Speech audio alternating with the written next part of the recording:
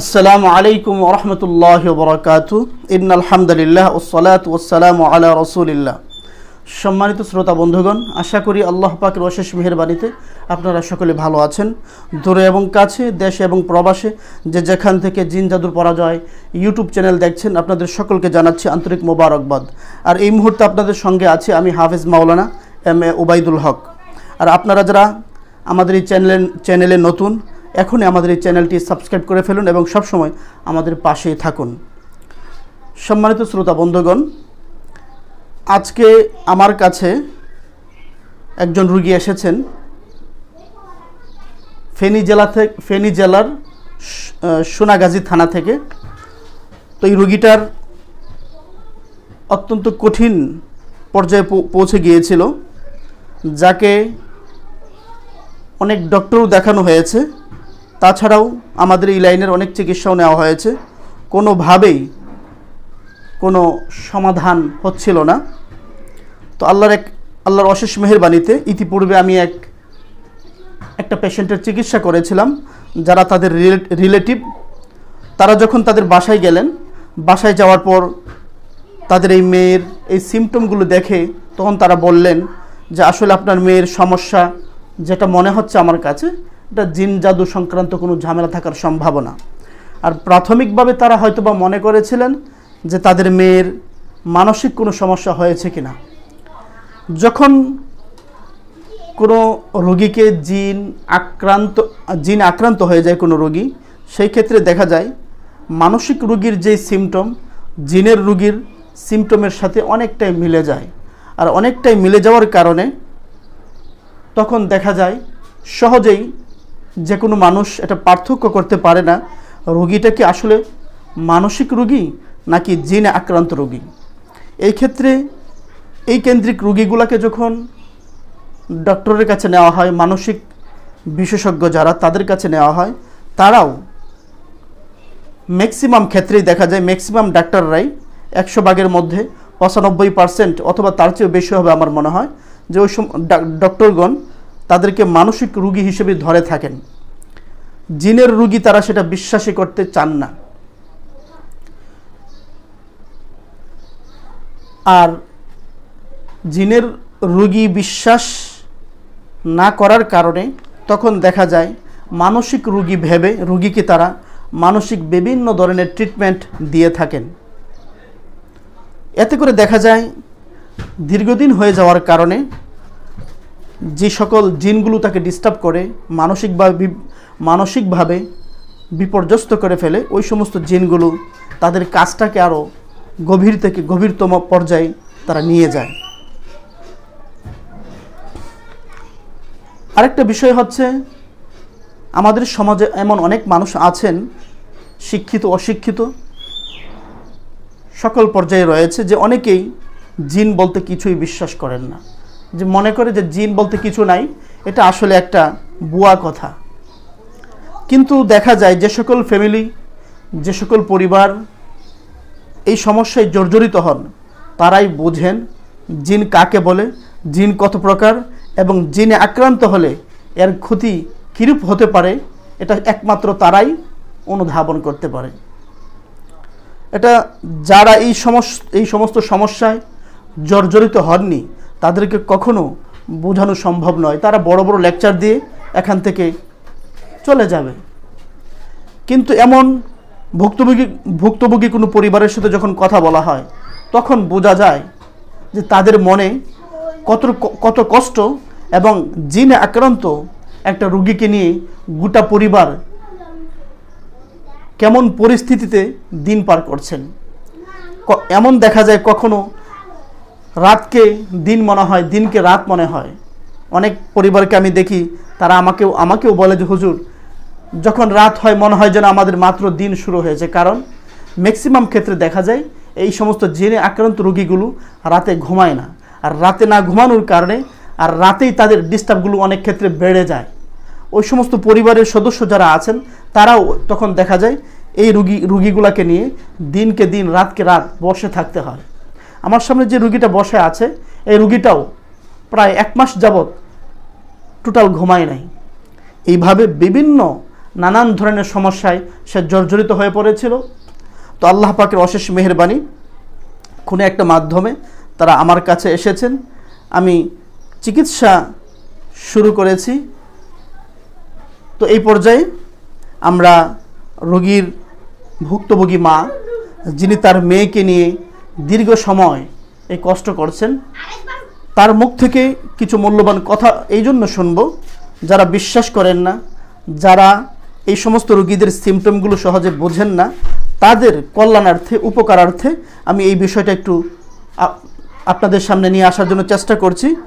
তো এই পর্যায়ে আমি রোগীর মাকে বিনীতভাবে অনুরোধ করব তার মেয়ের সাথে এই 1-1.5 মাস যাবৎ যে ঘটে যাওয়া যে ঘটনাগুলো, সেই বিষয়গুলো একটু সংক্ষিপ্তভাবে উপস্থাপন করার জন্য।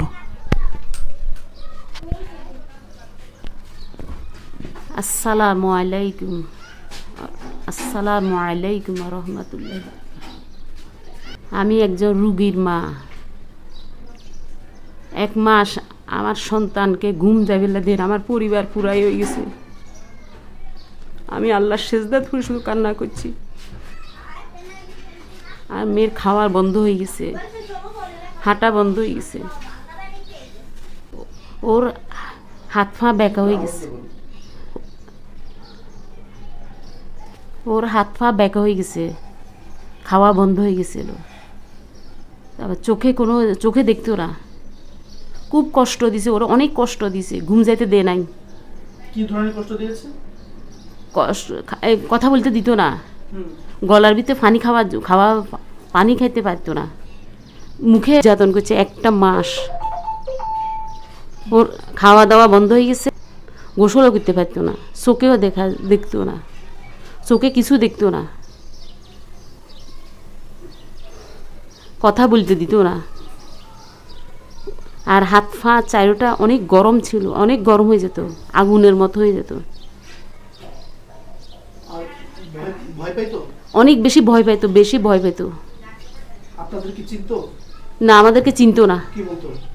আমাদেরকে আমরা অপরিচয় হয়ে গেছি, আমাদেরকে মনে চিনতে না।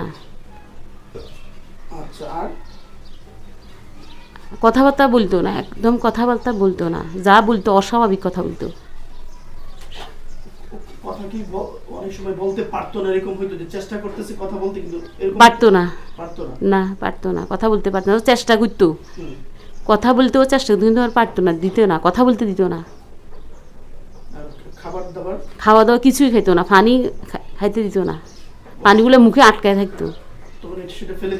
হ্যাঁ, ফেলে দিত। না,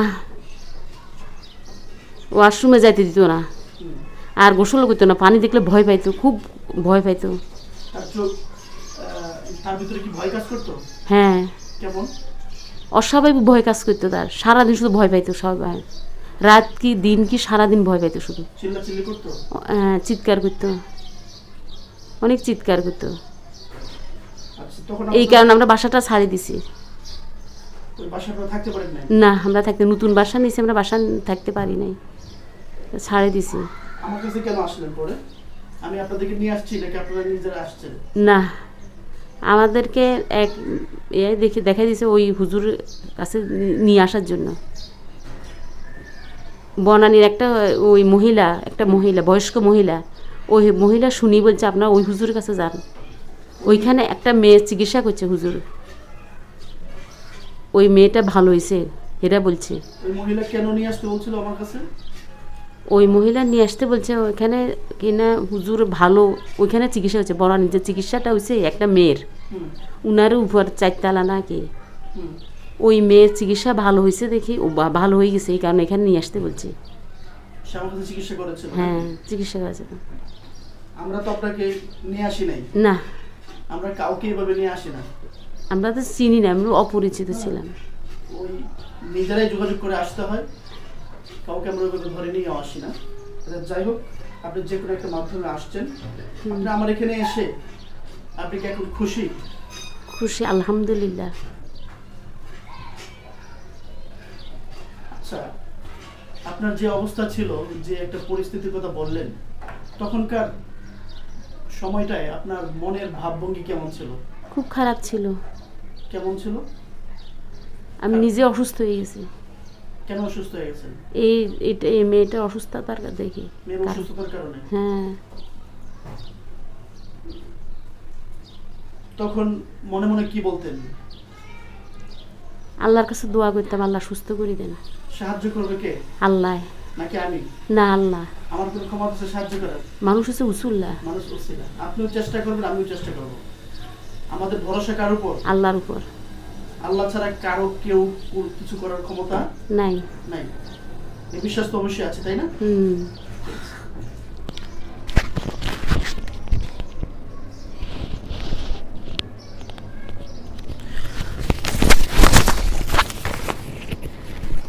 সম্মানিত শ্রোতা বন্ধুগণ, আপনারা ইতিমধ্যেই রোগীর মার মুখ থেকে মূল্যবান বক্তব্য শুনেছেন। তার মেয়ের কি কি সমস্যা ছিল। তো আপনারা সকলেই দোয়া করবেন আল্লাহ তাআলা যেন তার মেয়েকে আমার মতো অধম বান্দার মাধ্যমে চিকিৎসা নিয়ে তাদেরকে এই বিপদ থেকে উদ্ধার,